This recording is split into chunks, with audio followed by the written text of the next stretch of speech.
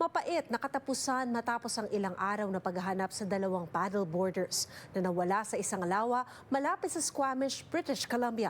Pumanaw ang mga biktimang kinilala bilang mag-asawang Pilipinong sina Maris Bello at Genesis Jerubage.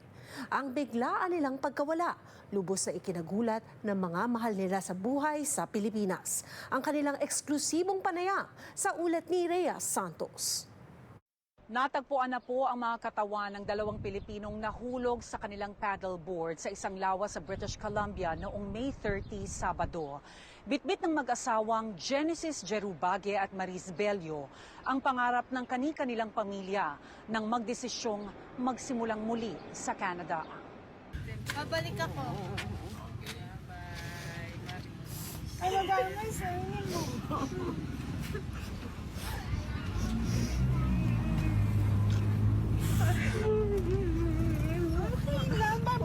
Kalimutan na.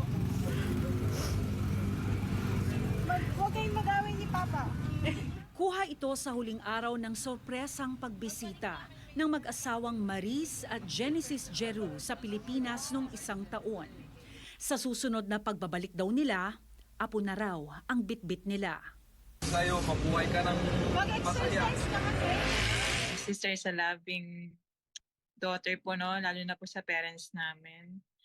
Talaga pong priority nga is yung family namin po. Umalis ko siya ng Philippines, hindi lang po para sa sarili niya, hindi para po sa buong family po. Dala-dala niya po yung pangarap ng buong family po.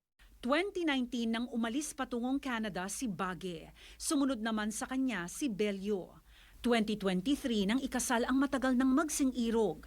Ang katuparan ng kanilang pangarap nagsisimula na nang maging permanent residents ng Canada noong isang taon.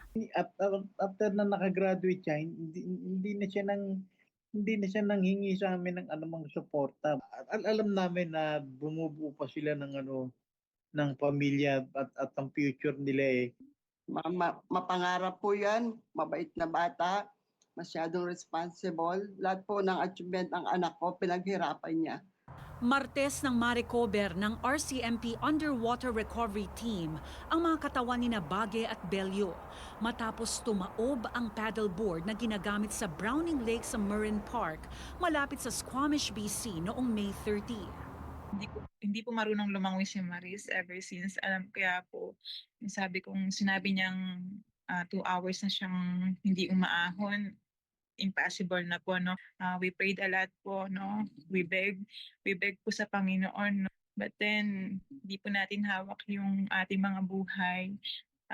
May plano po ang Panginoon, no? With all of this. Binigay na po namin lahat sa Panginoon, ma'am, kasi siya po yung may gusto niyan. Iram lang po yung mga anak namin sa Panginoon. Ang masakit lang po, ma'am, yung pagkawala nila ay hindi maganda dahil hindi po nila deserve yung ganun na pagkamatay dahil napaka-responsible po nilang dalawa. Suportado ng mag-asawa ang mga magulang na may sakit. Ang tatay ni Bage nagdadialysis. Ang nanay naman ni Bello nasa early stage ng Alzheimer's. Siyempre po, umiiyak siya. Sabi namin, uuwi na si Maris. Sabi niya, uuwi siya pero may nangyari, sabi niya. And then, mawala na naman po yun, mga ilang oras lang, hindi na naman po yung naaalala. Since I'm a dialysis patient, madalas he is giving us a monthly allowance. Iniisip ko muna, ma, kung bibilin ko dahil padala ko na lang sa magulang ko, pang grocery ni mama ko or pang gamit ni papa ko sa dialysis. Ganun po yung mentality nilang dalawa. Hindi po sila materialistic, ma'am. Hiling ng mga pamilya na sana'y maiuwi sa Pilipinas ang mga labi o abo ng mag-asawa na hanggang sa huli ay magkasama pa rin. Mahatid lang po namin sila sa huling hantungan nila. Alam namin kapilingan nila yung Panginoon dun sa paradise. Rhea Santos, Omni News, Vancouver.